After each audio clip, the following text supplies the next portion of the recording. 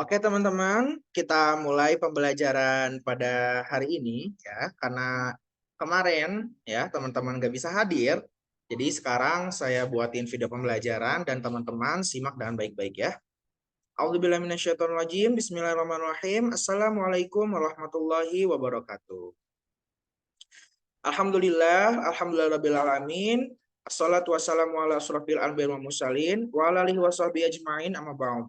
Rabbi sholli shodli wa yassiri amri wahlul 'uqdatam min lisani yafqahu qawli. Rabbana atina min ladunka rahmah wa hayyi' lana min amrina rasyada.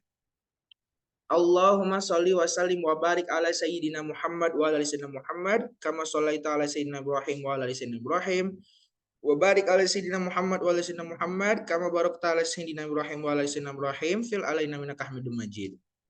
Alhamdulillah teman-teman semua, puji dan syukur mari kita panjatkan kehadirat zat ilahi Robbi. Tentu saja karena bertas rahmat, ridho, rizki, karunia, berkah, segala curah limpahan keberkahannya kita bisa kumpul lagi ya, walaupun hanya lewat video pembelajaran ya teman-teman.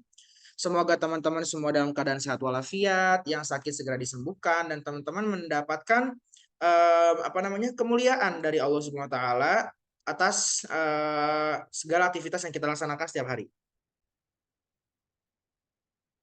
Teman, minggu kemarin Mas Uwi baru ngebahas terkait resolusi, ya. Emangnya setiap tahun harus ada resolusi? Apakah resolusi itu penting? Ya, sekali lagi jawabannya tidak.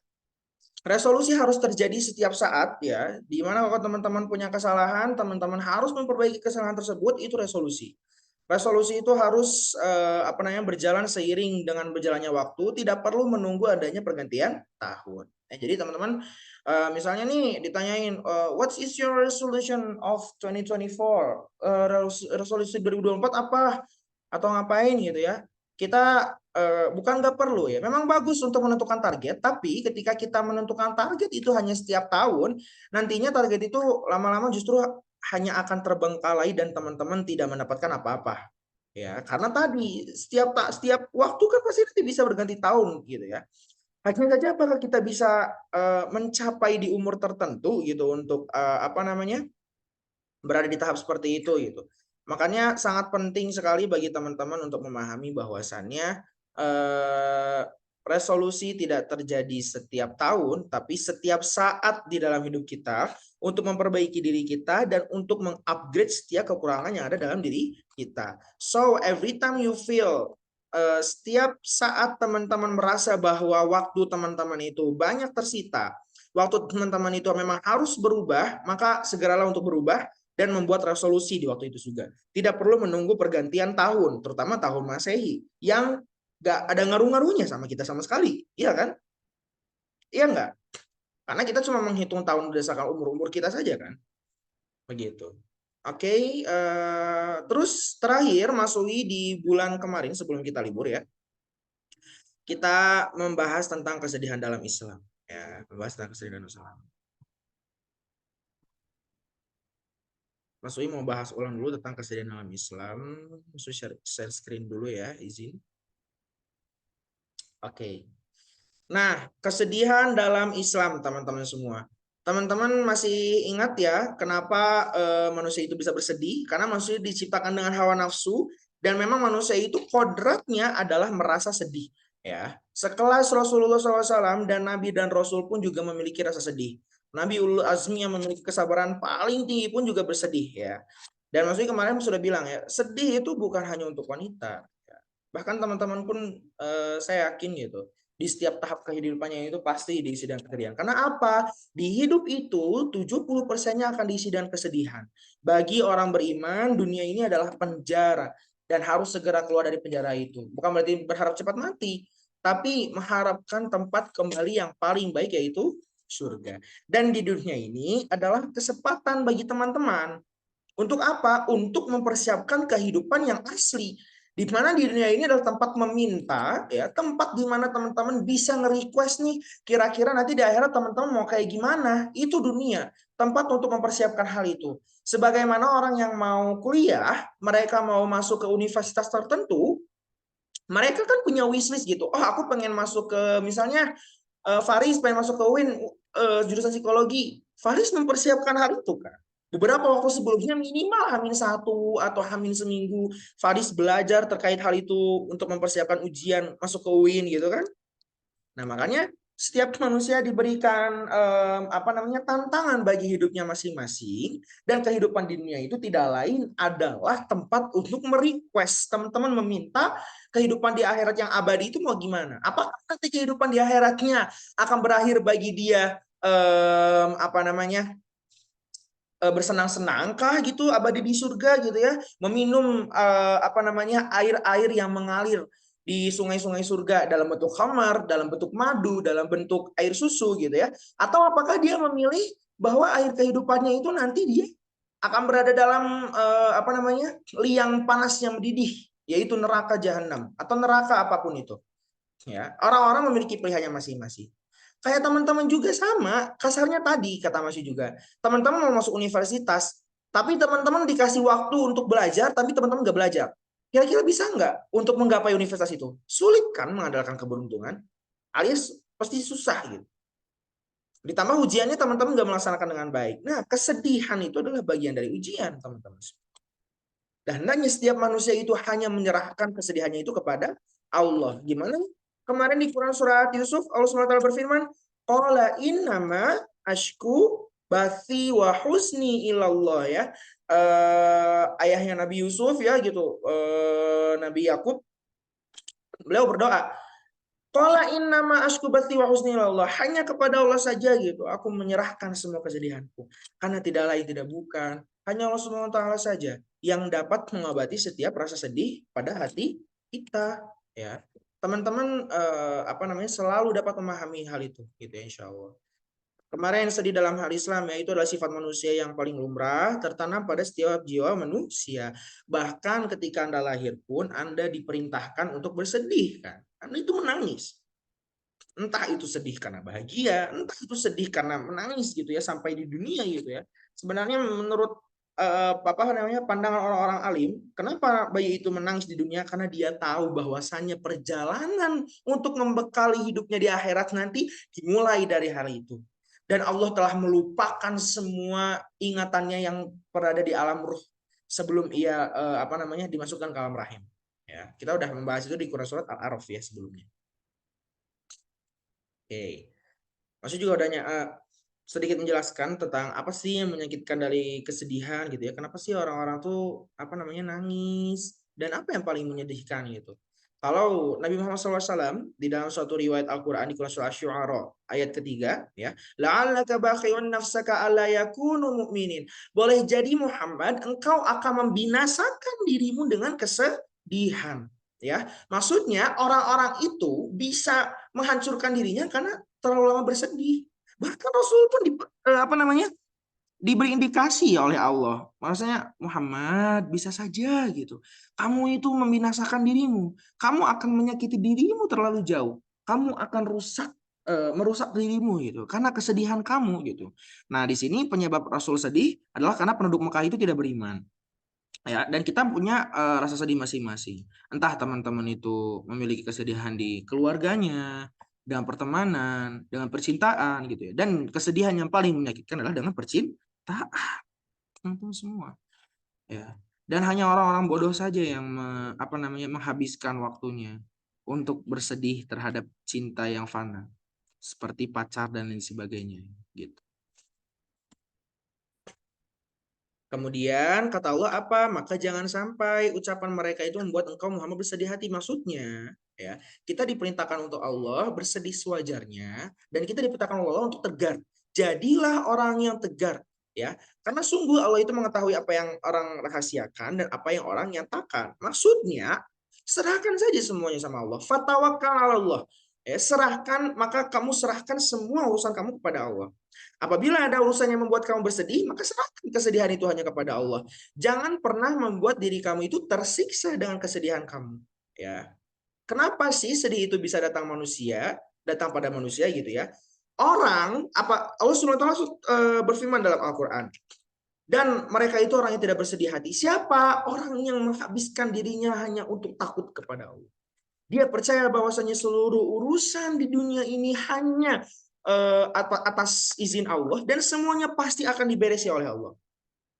Dalam hati mereka, mereka tidak bersedih, dan dalam hati mereka tidak sedikit pun, ya, sekali lagi, tidak sedikit pun dalam hati mereka merasa bahwa diri mereka itu tidak berguna.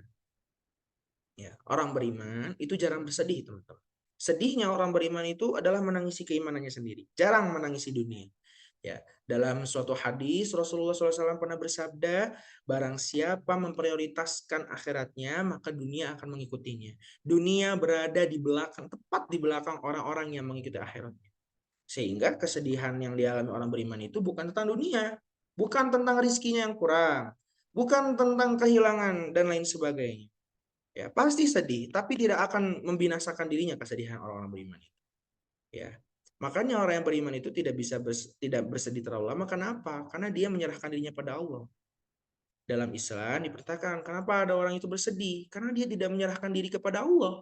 Ya, balaman aslama wajhahu lillah. Ya, tidak, barang siapa menyerahkan diri sepenuhnya kepada Allah, ya, wa huwa muhsinu falahum ajruhum inda rabbihim, ya, dia berbuat baik, dia pasti akan mendapatkan pahala di sisi Tuhannya, ya, wala khaufun alaihim wala hum yahzan, ya, dan tidak ada rasa takut pada diri mereka, mereka juga tidak bersedih hati, ya. Barang siapa pasti dia menyerahkan seluruh urusannya pada Allah, tidak akan sedikit pun Allah dustakan dia. Sehingga dia bisa terlalu-larut dengan kesedihan gitu. Tidak. Ya, dia hanya bersedih atas dirinya sendiri. Allahumma anta rabbi la ilaha illa anta khalaqtani. Ya Allah gitu. Hamba mengaku bahwasanya engkau yang menciptakan hamba. Engkau yang menciptakan manusia. Ya. Wa ana abduk. Ya. Dan hamba ini adalah salah satu bentuk ciptaanmu. Wa ana ala dika wa mastata'tu. Dan hamba-Mu itu berpegang, berjanji pada tali yang teguh semampu hamba. Gitu ya. A'udzubika min syarri ma sana'tu. Ya, dan hamba itu berlindung kepadamu dari perbuatan diri hamba sendiri. Ya. Oleh karena itu teman-teman, ya, kita pasti akan terus berlarut pada kesedihan. Kalau tidak segera kita menyerahkan diri kita kepada Allah.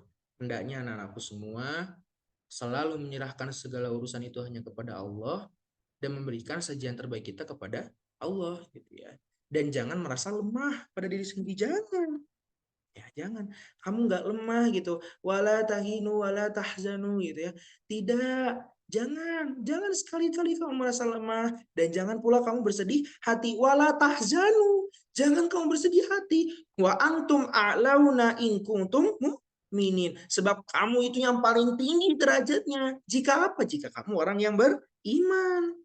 Ya, anak-anakku sekalian, kalau kamu merasa bahwa kamu bersedih hati, merasa diri kamu lemah, laporkan ya kepada Allah.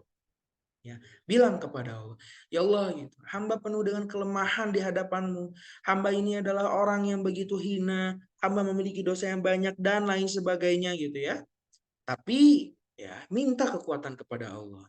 Dan barang siapa dia orang beriman, dia lebih tinggi derajatnya dan kata Allah, wala tahinu wala tahzan. Jangan kamu merasa lemah dan jangan kamu merasa sedih, ya. Jadi jangan merasa lemah pada diri sendiri, ya. Dan jangan mendengarkan perkataan orang lain yang menyakiti hati. Memang perkataan orang itu selalu dapat menyakiti hati kita, gitu ya. Kalau kata Allah di Quran surat Al-An'am ayat ke-33, ya, Allah Subhanahu wa taala berfirman, sebentar.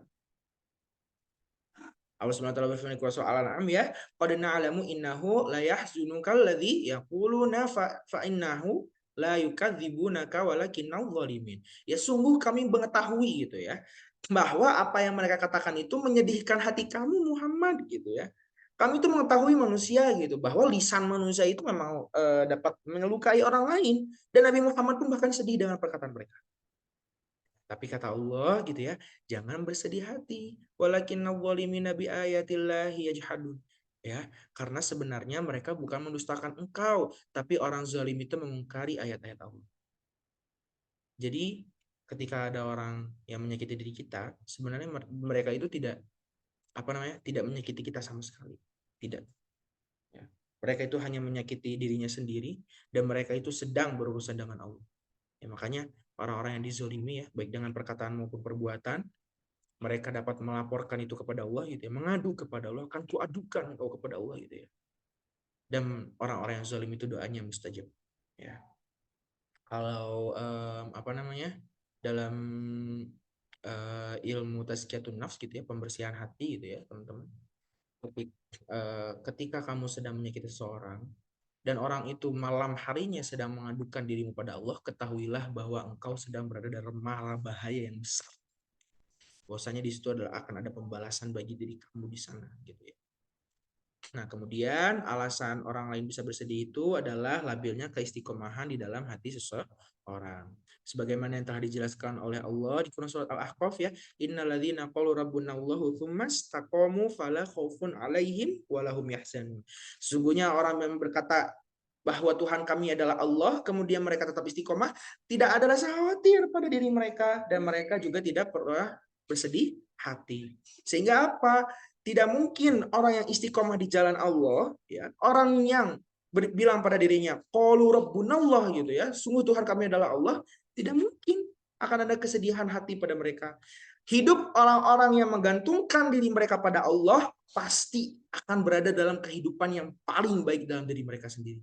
Jadi tidak ada khawatir. Jadi ketika datang masalah, mereka akan memiliki apa namanya? Prinsip dalam hati mereka, oh masalah ini pasti akan selesai dan Allah pasti akan menyelesaikan masalah kami. Makanya diperintahkan bagi kita untuk selalu ya menyerahkan segala masalah dengan Allah gitu ya. La tahzan innallaha ma'ana. Jangan kamu bersedih, ya. Jangan kamu merasa khawatir ya. Innallaha ma'ana. Allah di sini bersama kamu, menemani diri kamu sendiri. Ya. Dan tentu saja ya, alasan orang bersedih itu karena kita bukan berada di surga. Ya, kalau kata Allah di Quran surat Az-Zukhruf ya, surat ke-43 di ayat ke-68-nya gitu ya. Allah Subhanahu wa taala berfirman, "Ibadillah khaufun 'alaikumul yauma wala antum tahzan." Wahai hamba-hambaku, tidak ada ketakutan bagimu pada hari itu. Alias orang yang masuk surga itu tidak mungkin diliputi oleh rasa takut pada dirinya. Dendamnya itu dihilangkan oleh Allah Subhanahu wa taala dan Allah akan memberikan rahmat yang paling baik berupa kebahagiaan ya. Dan tidak pula kamu bersedih hati. Ya, ibadillah khaufun alaikum, wahai hamba-hambaku. Ya, wala khaufun alaikum. Tidak ada ketakutan bagimu pada hari itu. Al yauma la antum tahzan. Dan kamu tidak pula bersedih hati atas apa yang terjadi pada diri. Jadi, kenapa kita masih bisa bersedih saat ini? Karena ya memang kita belum berada di surga. Ya, hanya satu-satunya tempat yang Allah sediakan bagi orang-orang untuk tidak bersedih itu hanya surga. Dan semoga kita termasuk ke dalam orang-orang yang masuk ke dalam surganya Allah dan kita termasuk ke dalam orang-orang yang selalu berserah diri kepada Allah. Ya, anak-anakku sekalian. Ya. Setiap manusia pasti akan mengalami tahap-tahap kesedihan bagi dirinya. Tapi Mas Wi berpesan buat teman-teman semua gitu ya. Mas Wi juga berpesan bagi diri Mas Wi sendiri. Serahkanlah seluruh urusan itu pada Allah gitu ya. Yakinlah bahwa Allah itu ada dan takutlah hanya kepada Allah. Ya, adukan setiap kesedihan kita pada Allah. Gitu ya. Qala innama ashku bathi wa huzni ilallah. Hanya kepada Allah saja aku melaporkan dan mengadukan setiap kesedihan. Karena tidak akan ada lagi zat yang dapat mengobati hati kita kecuali Allah Subhanahu wa taala. Demikian ya teman-teman kajian pada sore hari ini. Saya harap teman-teman dapat memerhatikan dengan baik ya dan menjadikan apa yang saya ajarkan pada pagi ya hari ini gitu ya sebagai bentuk pembelajaran terbaik gitu. Ya, saya bangga bisa mengajar teman-teman gitu ya dan saya merasa bahwa saya yakin suatu saat nanti teman-teman akan menemukan kebahagiaan teman-teman yaitu di surga nanti. Semoga Allah mengumpulkan kita bersama-sama di surga. Amin ya rabbal alamin. Ditutup pertemuan pada kali ini dengan membaca istighfar 3 kali sama saudara kita. Astagfirullahaladzim. Astagfirullahaladzim. Baca doa kifatul majlis. Subhanakallahumma bihamdika asyhadu an la ilaha illa anta astaghfiruka wa atubu ilaik. Kemudian tutup dengan alhamdulillah, alhamdulillahirabbil alamin. Sekian dari Mas Wi teman-teman semua. Semoga teman-teman berada dalam kebaikan dan selalu berbuat amal baik. Itu saja. Wabillahi taufiq hidayah. Assalamualaikum warahmatullahi wabarakatuh. See you next week.